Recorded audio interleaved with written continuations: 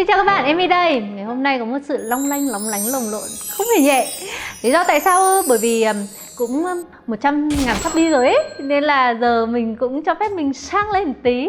Đùa vậy thôi, nhưng mà thực ra lý do là bởi vì hết áo mặc rồi nên là lôi áo cũ ra mặc. Và em nghĩ là trông nó cũng hơi bị đẹp đúng không? Ok, tám vậy được rồi. Còn bây giờ quay trở lại với cả topic của video clip này là một chủ đề mà nghe rất là khoai. Đó là làm như thế nào đọc được bảng thành phần của mỹ phẩm. Bởi vì là có quá nhiều bạn thường xuyên gọi điện cho Amy này, xong rồi hỏi là chị ơi, hũ kem này em dùng được hay không? Chị ơi, em bị dị ứng với cả silicone, trong này có silicone hay không? Chị ơi, tại sao cái này alcohol free mà em thấy là rõ ràng có chữ alcohol đâu đó trong bảng thành phần? Vậy thì chúng ta sẽ phải đọc bảng thành phần như thế nào? Amy sẽ đưa ra cho mọi người một số những nguyên tắc cơ bản, có thể là không đến mức độ là quá expert, đọc được làu làu từ đầu đến cuối đâu. Nhưng mà hy vọng là sau video clip này thì mọi người có thể có được sự chủ động trong chuyện là đánh giá liệu mỹ phẩm đấy có tốt như mình mong đợi hay không nhé.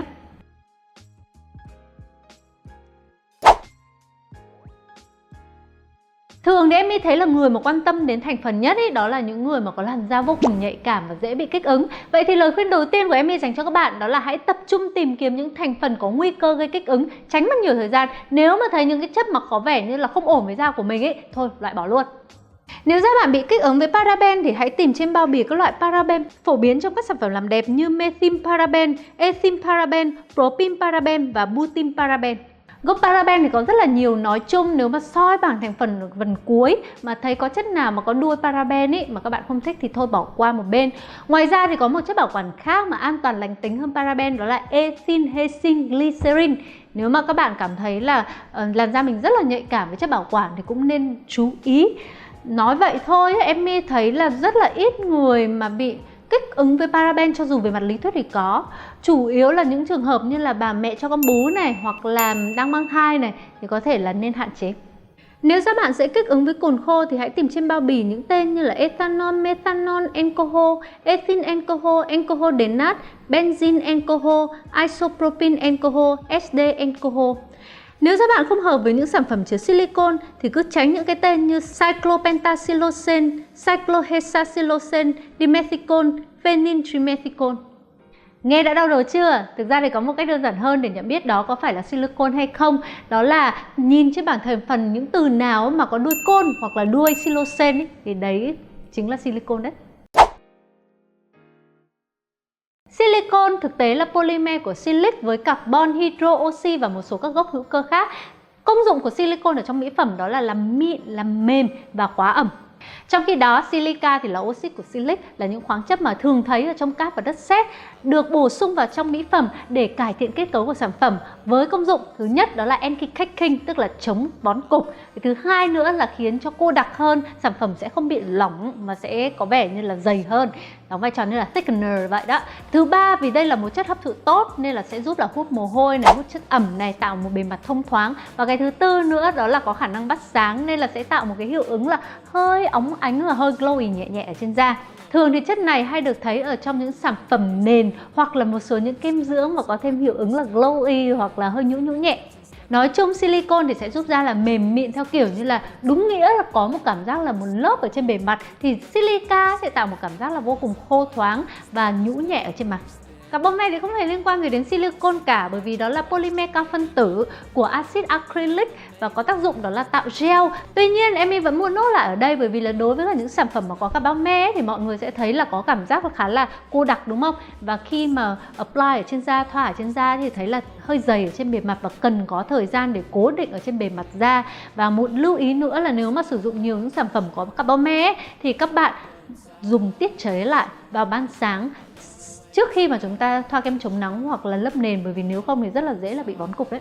Nhận biết những chất gây kích ứng này vô cùng quan trọng, bởi vì là đôi khi mà chúng ta sử dụng mỹ phẩm mà không biết là chúng ta bị kích ứng với cái gì. Vậy thì lần sau các bạn hãy cứ thử để ý xem là những sản phẩm mình dùng có những chất nào mà dễ gây kích ứng. Sau đó thì chúng ta sẽ khoanh vùng lại để xem theo thời gian thì những sản phẩm nào mình dùng an toàn và những sản phẩm nào thì gây kích ứng, các bạn sẽ tìm được là mình sẽ bị kích ứng với thành phần cụ thể nào. Còn trong trường hợp mà tìm mãi mà vẫn không ra được đâu là thành phần gây kích ứng cho mình á, thì có một cách khác để thử, đó là hãy bôi mỹ phẩm mới lên vùng da quai hàm hoặc là vùng trong của cánh tay khoảng 3 đến 4 ngày. Nếu mà không có vấn đề gì thì bạn có thể hoàn toàn yên tâm sử dụng trên mặt. Chúng ta sẽ cùng tìm hiểu kỹ hơn về cách sắp xếp thành phần nhé. Trong một bảng danh sách thành phần dài ngoằng như vậy thì không phải là sắp xếp theo bảng chữ cái hay là một cách ngẫu nhiên đâu, mà sẽ có những quy định nhất định. Và cụ thể thì thường có hai cách sắp xếp chính. Thứ nhất đó là sắp xếp theo tỷ lệ phần trăm nồng độ của các chất, và cách thứ hai đó là sắp xếp theo hai nhóm hoạt chất active và inactive, tức là những chất còn lại. Đối với cả cách sắp xếp đầu tiên thì các bạn chỉ cần hiểu nôm na như thế này. Đối với cả những chất mà có nồng độ thành phần cao nhất thì thường là sẽ nằm ở trong 7 đến 10 chất đầu tiên. Sau đó thì sẽ là những chất mà có phần trăm nhỏ hơn, và ở cuối bảng thành phần thì thường đó là hương liệu và những chất bảo quản. Đó là cách sắp xếp chung đối với cả hóa mỹ phẩm. Còn đối với cả dược mỹ phẩm thì các bạn sẽ thấy có khác biệt một chút xíu. Đó là trên bao bì thì sẽ phân chia ra làm hai nhóm thành phần. Một đó là active, tức là những hoạt chất, và hai đó là inactive, những chất còn lại. Các chất inactive thì là những chất mà không được FDA công nhận là active.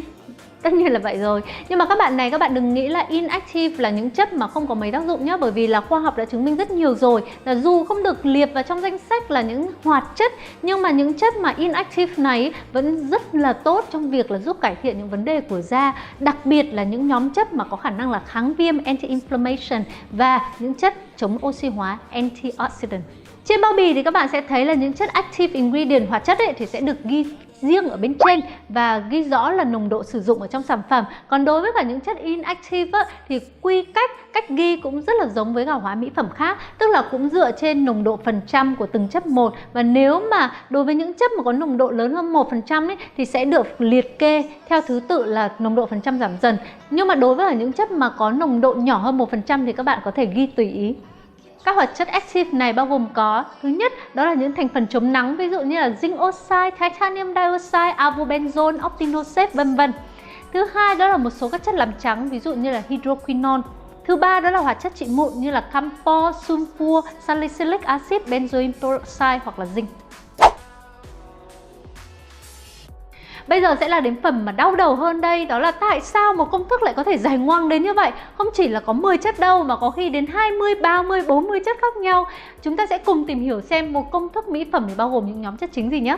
Bên cạnh những hoạt chất đã kể đến ở bên trên, thường trong một công thức mỹ phẩm sẽ bao gồm những nhóm chất sau: chất nền, chất nhũ hóa, nhóm chất dưỡng ẩm, bao gồm những thành phần hút ẩm, hóa ẩm, làm mềm, những thành phần đặc trị khác có tác dụng ví dụ kháng viêm, làm dịu, chống oxy hóa, làm trắng da, chất làm dày hay còn gọi là thickener để tăng độ cô đặc của sản phẩm, nhóm chất chiết xuất từ thực vật, những chất bảo quản, hương liệu. Ngoài ra tùy từng sản phẩm sẽ có thêm những chất như là hoạt động bề mặt, điều chỉnh độ pH, pH adjuster hay là những chất tạo màu. Các thành phần đầu tiên thường đó là chất nền, hay gặp nhất thì có nền nước và nền dầu. Ngoài ra thì còn có cả nền cồn và nền silicon, nhưng ít gặp hơn trong những sản phẩm chăm sóc da. Với các sản phẩm nền nước, thành phần thường thấy nhất đó là nước tinh khiết, hay xuất hiện với các tên quen thuộc như là aqua hoặc water. Ngoài ra còn có nước chưng cất từ các loại thực vật. Trên nhãn thường để là hydrosol. Với các sản phẩm nền dầu, thành phần đầu tiên sẽ là những loại dầu như là dầu thực vật hoặc là dầu khoáng với các tên gọi như là mineral oil, petroleum, vaseline, paraffin oil hoặc là mỡ cừu, lanolin. Đối với cả các sản phẩm nền cồn sẽ có các tên đầu tiên đó là alcohol, alcohol denat, ethanol, ethyl alcohol, isopropyl alcohol.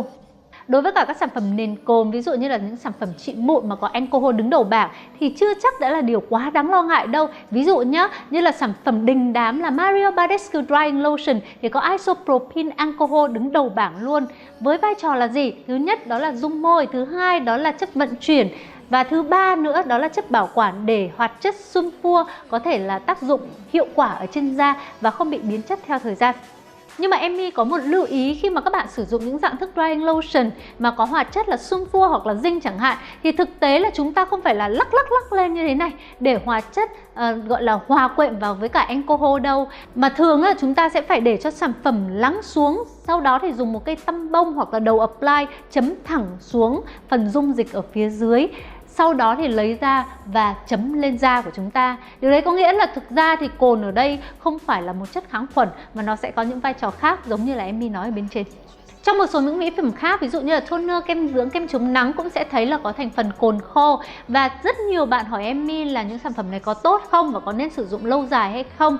Trừ phi là bạn bị dị ứng quá nhiều với cả cồn khô thì nên bỏ xa thành phần này. Còn nếu không ấy thì thường ở trong một công thức ngoài cồn khô các bạn sẽ thấy là sẽ có rất nhiều những chất khác. Ví dụ như là những chất làm mềm này, những chất hút ẩm này, những chất khóa ẩm này. Thì em My thấy là chúng ta hoàn toàn có thể sử dụng mà không lo những tác hại của cồn trực tiếp lên da. Không giống như là chúng ta mua một chai cồn 95 độ C ở bên ngoài xong rồi apply lên da đâu.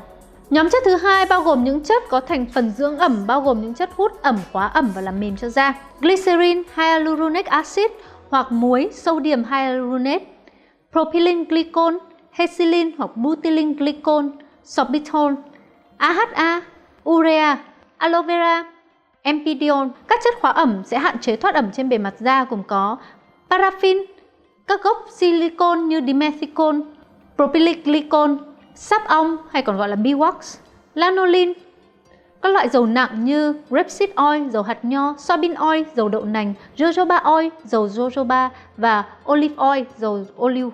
Các chất làm mềm da sẽ có ceramide, squalane và các loại cồn béo như cetin alcohol, stearin alcohol, stearin alcohol, lanolin alcohol, myristin alcohol và các loại axit béo như oleic acid, lauric acid, linoleic acid. Bên cạnh đó sẽ có một số những thành phần đặc trị có thể giải quyết một số vấn đề về da. Ví dụ như là nhóm chất tẩy tế bào chết hóa học bao gồm có AHA phổ biến nhất là glycolic acid, mandelic acid, malic acid, lactic acid, BHA salicylic acid, PHA polyhydroxy acid và cuối cùng là TCA trichloroacetic acid. Các thành phần dưỡng trắng mờ thâm phổ biến nhất phải kể đến vitamin C với rất là nhiều những dạng thức: L-ascorbic acid, magnesium ascorbin phosphate, ascorbin palmitate, STC, tetrahydrodecyl ascorbate. Ngoài ra một số những chất khác như arbutin, kojic acid, azelaic acid, AHA, niacinamide. Các chất chống oxy hóa mạnh ví dụ như là retinol, green tea extract, vitamin C và tất nhiên là vitamin E. Với rất nhiều dạng thức khác nhau như là tocopherol acetate, tocopherol linoleate, tocotrienols, alpha tocopherol và tocopherol succinate. Nghe thì có vẻ phức tạp đúng không? Nhưng mà nói chung ý, cứ nhìn thấy cái gì mà có liên quan đến ascorbic, ascorbin thì thấy là có liên quan đến vitamin C.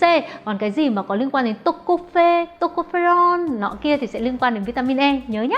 Nhóm chất tiếp theo đó là những chất nhũ hóa, tên tiếng Anh đó là emulsifier. Tại sao lại cần có những chất nhũ hóa? Bởi vì là bình thường ý, những chất mà nhóm dầu và nhóm nước thì thường là sẽ không bao giờ mà hòa quyện được với nhau cả. Thì những chất nhũ hóa này sẽ có làm nhiệm vụ là kết dính hai nhóm chất này tạo thành một hỗn hợp đồng nhất để dễ dàng thẩm thấu vào trong da. Ngoài ra trong những sản phẩm làm sạch thì chất nhũ hóa có thể đóng vai trò như là chất hoạt động bề mặt để giúp loại bỏ những dầu thừa và bụi bẩn ở trên bề mặt da. Các chất nhũ hóa thường xuất hiện trên bao bì với các tên như là glycerin stearate, PEG 100 stearate, stearin alcohol, cetin alcohol, laureth 23, stearate alcohol, cetin, PEG, PPG 10 dimethicol hoặc acid stearic. Mặc dù chất nhũ hóa được sử dụng vô cùng phổ biến ở trong mỹ phẩm, nhưng không phải là chất nhũ hóa nào cũng an toàn giống nhau đối với cả làn da. Một số những chất nhũ hóa có thể gây kích ứng, đặc biệt là với da khô, các bạn nên lưu ý nhé. Một số những chất cần lưu ý như lauryl polyethylene glycol, glycerin oleate, polypropylene glycol. Một nhóm chất nữa mà bây giờ cũng được sử dụng rất là nhiều trong mỹ phẩm đó chính là các chiết xuất từ tự nhiên.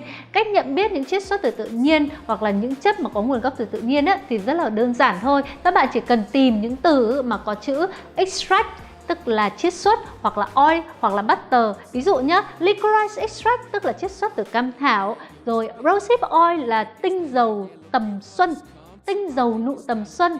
Thứ ba nữa đó là shea butter là bơ hạt mỡ.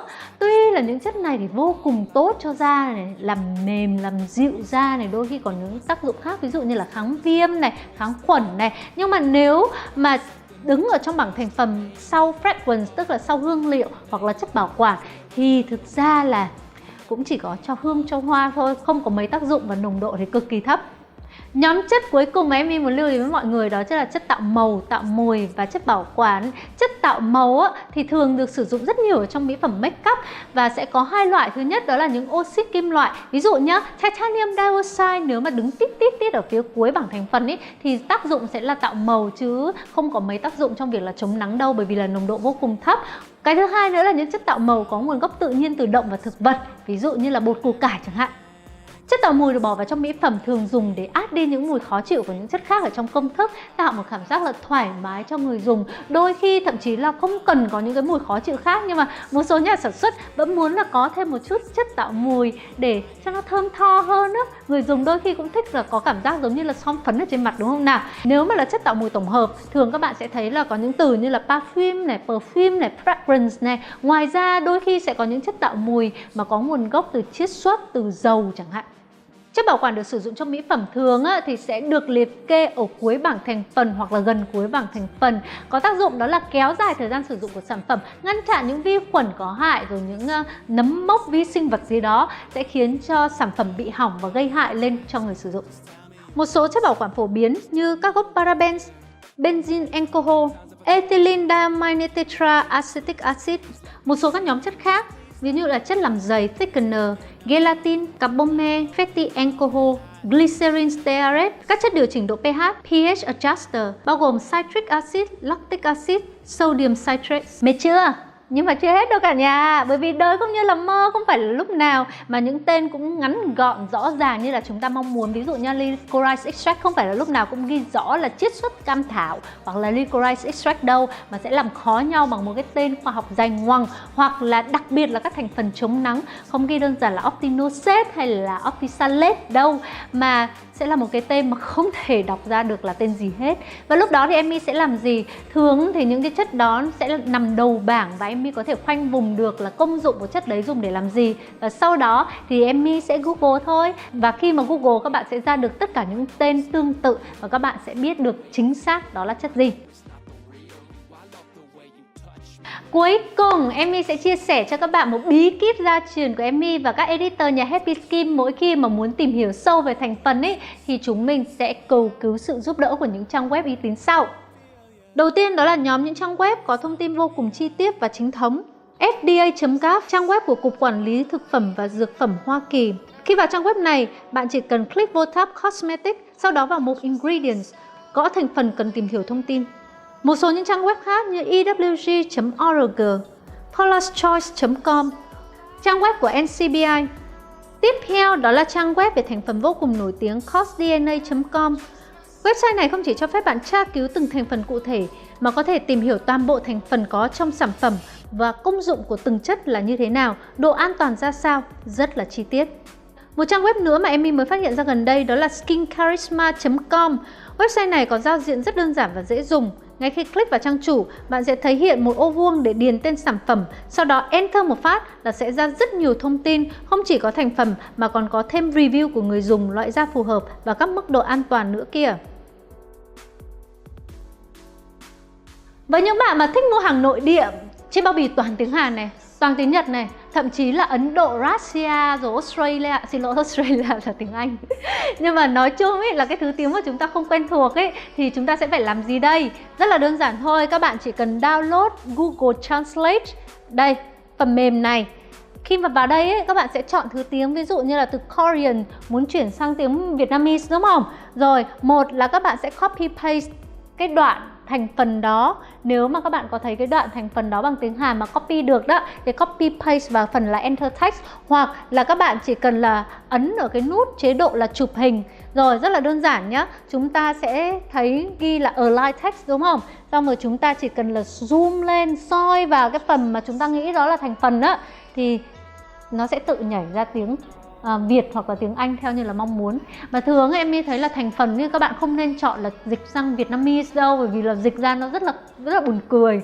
Chúng ta nên chọn là dịch sang English, thì lúc đó là các bạn sẽ biết được cái đó chính là licorice extract.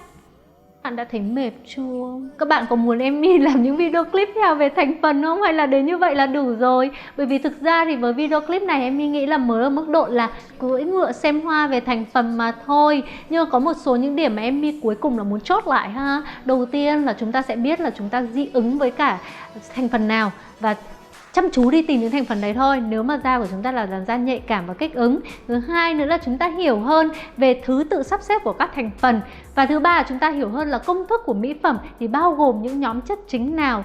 Cuối cùng đó là chúng ta biết cách tra cứu và đọc từng thành phần xem thực sự công dụng cũng như là có những lưu ý gì nếu có thành phần đó ở trong công thức.